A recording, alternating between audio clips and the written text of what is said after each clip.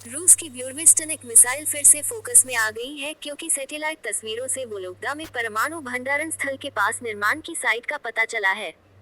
इससे रूस की प्रायोगिक परमाणु संचालित मिसाइल ब्यूरविस्टनिक वैश्विक सुर्खियों में लौट गई है, जिसे नाटो SSC-X9 स्काईफॉल कहता रहा है। दो अमेरिकी शोधकर्ताओं ने रूस की 9M370 ब्यूरविस्टनिक मिसाइल की डिप्लॉयमेंट साइट का पता लगाया है। प्लेनेट लैब्स से सैटेलाइट तस्वीरों का इस्तेमाल करते हुए शोधकर्ताओं ने परमाणु हथियार स्टोरेज फैसिलिटी के पास कंस्ट्रक्शन साइट पहचान की है। इसे वोलोग्दा 20 और चैप्सारा के रूप में जाना जाता है, जो मॉस्को के उत्तर में 475 किलोमीटर की दूरी पर है। ये फैसिलिटी पहले रूस की भूमि आधारित मिसाइलों के परमाणु पेलोड के स्टोरेज के लिए थी। अब इस साइट को ब्यूरविस्टनिक मिसाइल का घर बनाया जा रहा है। दावा किया जा रहा है कि यहाँ पर इस मिसाइल की लॉन्च साइट बनाई गई है। रूस के इस मिसाइल को तैनात करने की रिपोर्ट अमेरिका और पश्चिम की टेंशन को बढ़ा रही है।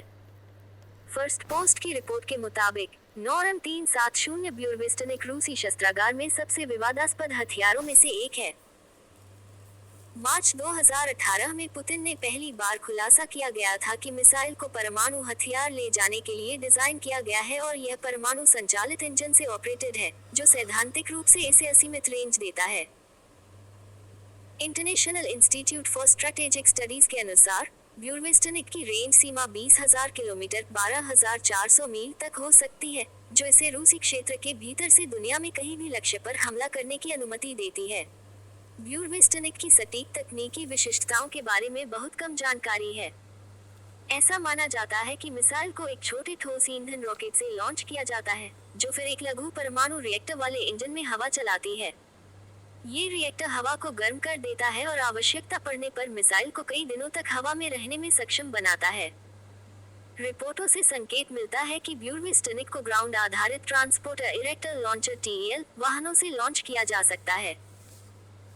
राष्ट्रीय वायु और अंतरिक्ष खुफिया केंद्र NASIC की 2020 की रिपोर्ट कहती है कि अगर इस मिसाइल को सफलतापूर्वक तैनात किया जाता है तो रूस को अंतर्महाद्वीपीय रेंज क्षमता वाला एक अनूठा हथियार मिल जाएगा।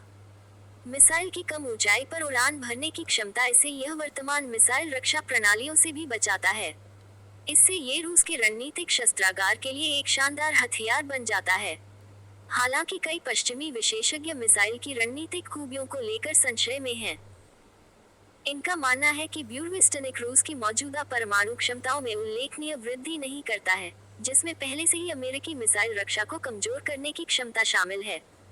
रूस की ये मिसाइल अपनी प्रभावशाली क्षमता के बावजूद तकनीकी कठिनाइयों और खराब परीक्षण रिकॉर्ड रखती है। 2016 के बाद से इसके कम 13 परीक्षण किए गए हैं, जिनमें से केवल 2 में इसे आंशिक सफलता मिली है। 2019 में ये अपने टेस्ट में बुरी तरह से फेल हुई, जब एक विस्फोट के कारण व्हाइट सी में विकिरण रिसाव हुआ और 5 रूसी परमाणु विशेषज्ञ मारे गए। ऐसे में ये सवाल है कि क्या ब्यूरविस्टनिक को तैनात किया जा सकता है। दरअसल ब्यूरविस्टनिक उन्नत रणनीतिक हथियारों के एक व्यापक समूह का हिस्सा है जिसे रूस विकसित कर रहा है। रूस इन सुपर हथियारों के जरिए अपनी वैश्विक सैन्य स्थिति को मजबूत कर रहा है। ब्यूरविस्टनिक का विकास तकनीकी और कूटनीतिक दोनों तरह की चुनौतियों से भरा हुआ है। पुतिन ने दावा किया है कि मिसाइल दुनिया में बेजोड़ है, लेकिन फिर भी सवाल है कि क्या कभी मिसाइल को इस्तेमाल किया जा सकता है। पश्चिमी विशेषज्ञों को लंबे समय से संदेह है कि मिसाइल का इस्तेमाल हो सकता है। कुछ एक्सपर्ट मानते हैं कि इसकी तैनाती में अभी भी 1 दशक का समय लगेगा। पूर्व अमेरिकी विदेश विभाग के अधिकारी थॉमस कंट्रीमैन इस मिसाइल को मूर्खतापूर्ण हथियार प्रणाली कहते हुए आलोचना करते हैं। वह इसे विनाशकारी दुर्घटनाओं की संभावना वाली मिसाइल के साथ ही इसके उड़ान रूट पर रेडियोधर्मी संदूषण के खतरे के लिए आगाह करते हैं।